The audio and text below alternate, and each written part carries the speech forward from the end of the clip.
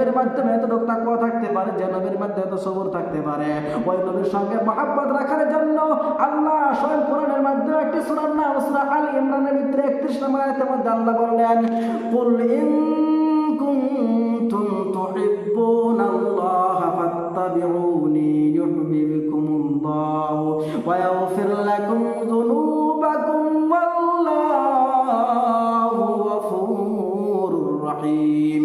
আল্লাহ রাব্বুল আলামিন জানাইয়া দেন, নবী আপনি আমার উম্মতদেরকে জানাইয়া দেন,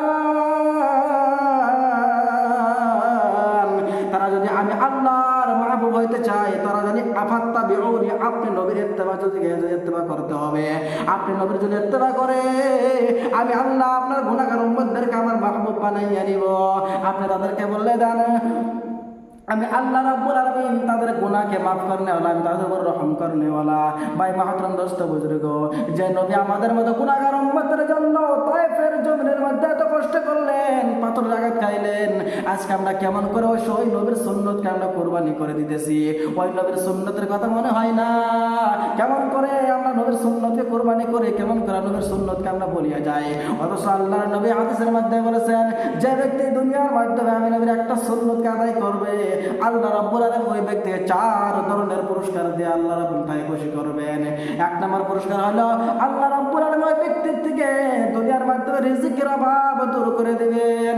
ভাই মাহতরম দোস্ত বুজুর্গ, আজকে রিজিকের জন্য দুনিয়ার মানুষ হাহাকার, সবাই পাগল, ধনী হোক গরিব সবাই রিজিকের পাগল।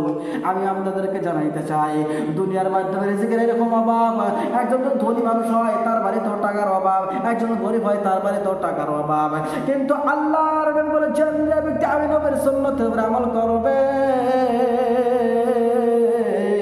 আল্লাহ রাব্বুল আলামিন সর্বপ্রথম ওই ব্যক্তির জন্য দুনিয়ার মাধ্যমে রিজিকের অভাব আল্লাহ রাব্বুল আলামিন দূর করে দিবেন।